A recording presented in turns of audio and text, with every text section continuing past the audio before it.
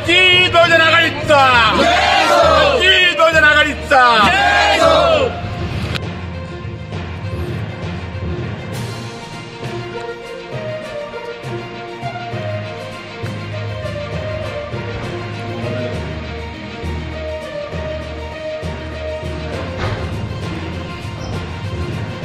बहुजन आघाडी कार्यकर्ता म्हणून आहे आणि मला आजच्या आम्ही जे इतके जे लोक इथं जमा झालो त्या जमावाचा एकच उद्देश आहे. मला सांगा की आपण म्हणतो संविधानाचा, खूप लोक म्हणतात की आम्ही संविधानाचे पालक आहोत. तर तुम्ही जर पालक असाल तर ज्या वेळेला समाजाच्या संविधानाच्यासाठी ते लोक गेले होते ना, जे आमचा जो सूर्यवंशी भाऊ आहे किंवा आणखीन जे आहे, तर ते सर्व तिथं जे जमा झाला होता ते शांततेचं आंदोलन करून शांततेनं निवेदन दिलं, तिथं बसले होते. ते शांततेत बसल्याच्या नंतर तुम्ही त्यांच्यावर जर लाठीमारी करता त्यांना निर्घृणपणे मी तर माझं तरी स्वतःचं आणि आमच्या सर्वांचं हेच म्हणणं, आंबेडकर जे जनता या सर्वांचं हेच म्हणणं आहे की त्यांची हत्या केली आहे.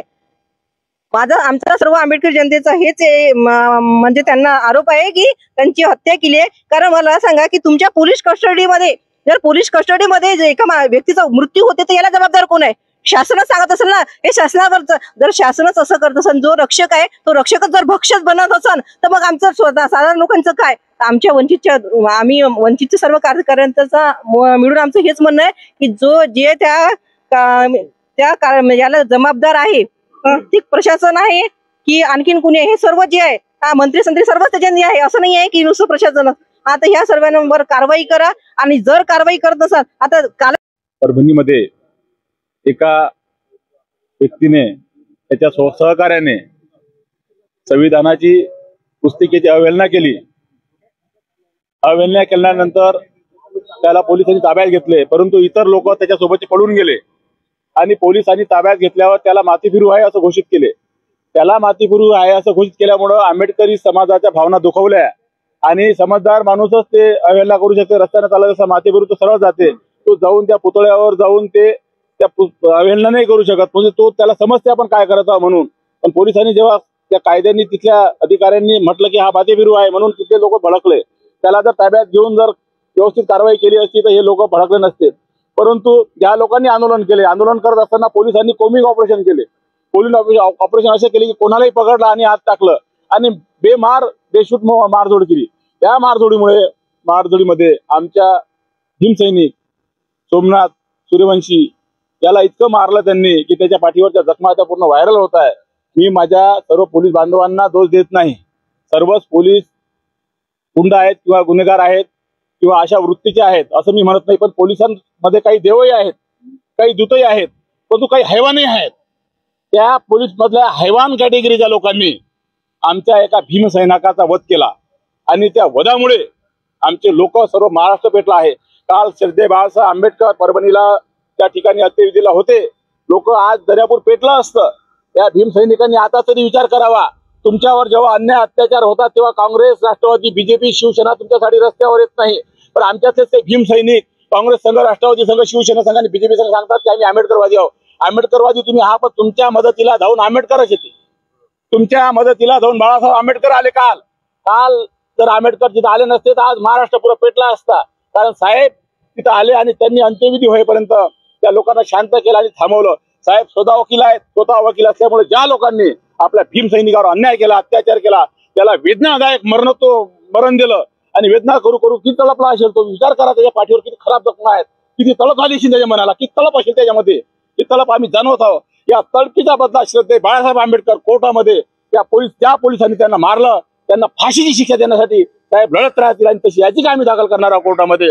एवढ्या या ठिकाणी सांगतो आणि आम्ही आमच्या समाजाला न्याय देण्यासाठी श्रद्धेय बाबासाहेब आंबेडकरांचे नातू आहेत, ते सक्षम आहेत असं या ठिकाणी सांगतो आणि थांबतो. तालुका अध्यक्ष या नात्याने परभणीत जेही प्रकरण झालेलं आहे, सोमनाथ सूर्यवंशी हे जे शहीद झाले समाजाकरिता आणि भारतीय राज्यघटनेचे करिता त्यांनी जे शांतीपूर्वक आंदोलन सुरू केलं होतं आणि पोलिसांनी त्यांच्यावर जे खोटे गुन्हे दाखल केले की त्यांनी गोटमार केलेली आहे, आम्ही अशा गोष्टीचा निषेध करतो. आणि त्यानंतर जे पोलीस कोठडीमध्ये त्यांचा मृत्यू झाला, त्या मृत्यू कशामुळे झाला आणि का झाला, सरकारने याची चौकशी करावी आणि जे गुन्हेगार असतील, जे पोलीस प्रशासन गुन्हेगार असेल त्यांना त्वरित शिक्षा सुनावावी अशी संपूर्ण अचलपूर तालुका वंचित बहुजन आघाडी आणि वंचित बहुजन युवक आघाडी महिला आघाडी सर्वांकडून आम्ही अशी आणि सर्व भीमसैनिकांकडून आंबेडकरवादी भीमसैनिकांकडून आम्ही मागणी करतो. पेटवणारं हे महाराष्ट्र राज्य या डॉक्टर बाबासाहेब आंबेडकरांनी 2 वर्ष 11 महिने आणि 17 दिवस या देशाचं संविधान राबवलं आणि या देशाला भारतीय संविधान दिलं. त्या घटनापतीचे आम्ही सर्व लेकरं या डॉक्टर बाबासाहेबांचे DNA आहेत, आम्ही त्यांचे DNA आहोत. पण जेव्हा जेव्हा या भारतात असा अत्याचार होत असन, सत्तेपुढे शहाणपण चलत नाही. आज परभणीची घटना झाली, त्याच्या अगोदर रोमित ओमिनला मेला, त्याच्या अगोदर बरेच कांड झाले. परंतु सत्तेचं आज एवढं येऊ देऊ नका, बहुमतात आले म्हणून. त्याच्यामुळं महाराष्ट्राचा गृहमंत्री तोच आणि भारताचा होम मिनिस्टर तोच. पण असा एक सोमनाथ सूर्यवंशी जेव्हा मरते, तर एखादा सुनील थोराचा पोरगा मरते, दलित चळवळीचा एक कार्यकर्ता मरते आणि बाबासाहेबाचा एक कार्यकर्ता मरते. बाबासाहेबाचे लेकरं घडासाठी एक एक आयुष्य आम्हाला गमवावं लागते. मी या महाराष्ट्राचा निषेध करतो. समतेचं राष्ट्र पुरस्कार करणारं महाराष्ट्र राज्य, पण सत्तेचा मात चढलेलं BJPचं सरकार आलं आणि सोमनाथ सूर्यवंशी माझ्या लेकरू चाललं गेलं. त्याचा गम आम्हाला थोय. आंदोलन जर पेटवलं असतं तर आंदोलनाची दिशा आम्हाला माहित आहे की आम्ही नामांतर पेटवलं, रमाबाई आंबेडकर पेटवलं, तर सोमनाथ सूर्यवंशीचं नाही. जेव्हा आमचा पॅन्थर चळवळीचा जिल्हाध्यक्ष नांदेडचा गौतम वाघमारे मेला, तेव्हा आम्ही पेट्रोल. पण आंदोलनाची धग आम्हाला माहित आहे. म्हणून शासनानं दलिताच्या लेकराची कदर करावी, घटनापतीच्या लेकराची कदर करावी. मी घटनापती ग्रुपचा अध्यक्ष सदस्य म्हणून एवढा अंत नका पाहू का ज्यामुळं आंबेडकरी चळवळ सडकीवर उतरण, आमच्या लेकरा बायावर आमच्या बायावर केसेस लागन. परभणीचं कांड असंच झालं. ज्या लोकांनी शांततेनं आंदोलन केलं, बाबासाहेबांच्या त्या प्रतिकृतीचे विटंबन केले, बायावर केसेस लावले. असं शासन आहे तुमचं.